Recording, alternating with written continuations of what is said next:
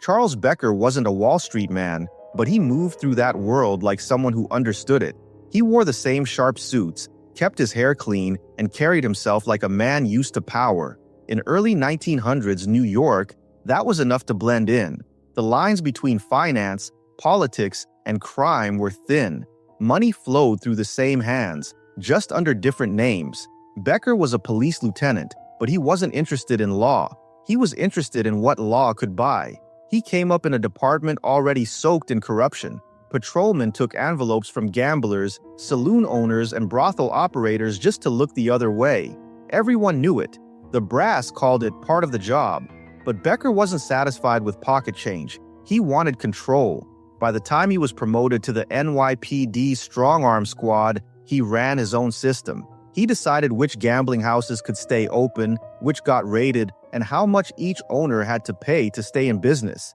Becker didn't run his rackets alone. He used middlemen, gamblers, and small-time operators who collected the money and passed it up.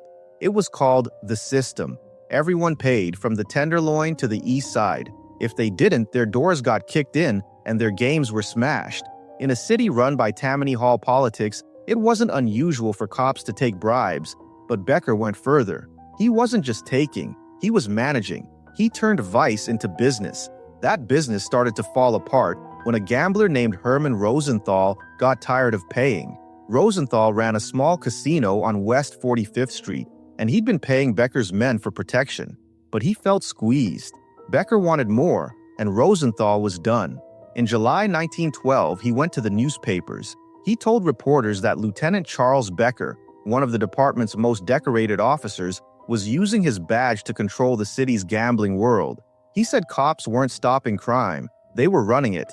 The city exploded. Every paper printed his story. For the first time, someone had named names, given details, and said out loud what everyone whispered.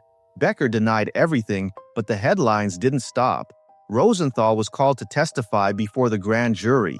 It was scheduled for July 16, 1912. He never made it. At about 2 in the morning, outside the Hotel Metropole on West 43rd Street, Rosenthal stepped out into the warm night air. A gray touring car rolled up. Inside were 4 men from the Lenox Avenue gang: Harry Gyp the Blood Horowitz, Louis Lefty Louis Rosenberg, Jacob Whitey, Louis Seidenschner, and Frank Dago Frank Sirafici. They opened fire before Rosenthal could react. 5 bullets hit him. He collapsed in front of the hotel entrance as bystanders screamed. The killing made front-page news across the country. A man who had accused a police officer of corruption had just been murdered in the middle of Manhattan. The public wanted answers. The department went into damage control, and District Attorney Charles Whitman launched one of the biggest investigations New York had ever seen. Within days, 4 underworld figures were picked up: Jack Rose, Harry Vallon, Bridgie Weber, and Sam Sheps. They weren't shooters, but they were connected to the men who were. Facing the electric chair themselves, they turned informant. They said they'd arranged the hit on Becker's orders, that Becker wanted Rosenthal silenced before he could testify. They described meetings, cash payments, and conversations that pointed straight to him. Becker was arrested and suspended from the force. He claimed it was a frame-up, that the witnesses were lying to save their own lives. He said he had nothing to do with Rosenthal's death, that he was being punished for cleaning up the vice squad too aggressively. But the evidence, at least on paper, looked bad. He'd been seen with Rose before the murder. His name came up in every testimony. The press called him the most corrupt cop in America. The trial opened in the fall of 1912. The courtroom was packed every day. Reporters, politicians, and curious citizens all waiting to see if a New York lieutenant would be sent to the chair.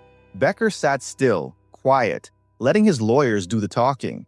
The witnesses were the kind of men juries didn't trust: gamblers, hustlers, informants, but they all told the same story. Becker ordered the hit. Rosenthal talked too much. Silence was the only way to stop him. The verdict came back guilty. Becker was sentenced to death in the electric chair at Sing Sing prison. His lawyers appealed, arguing the witnesses were unreliable, that the entire case rested on men who'd made deals. They got a retrial. It didn't matter. In 1914, another jury heard the same story, saw the same faces, and came to the same conclusion: guilty. On July 30th, 1915, Charles Becker was executed. He was 45 years old. Witnesses said he walked calmly into the chamber. He didn't break down, didn't confess. He said only, "I am innocent." When the current hit, it took 2 jolts to finish the job. The newspapers called it justice served, but not everyone agreed. Even at the time, the case divided the city. Some believed Becker was guilty beyond question, a cop who built a personal empire on gambling money and ordered a murder to keep it alive. Others thought he was sacrificed to save the department's image, that the real corruption ran higher than him.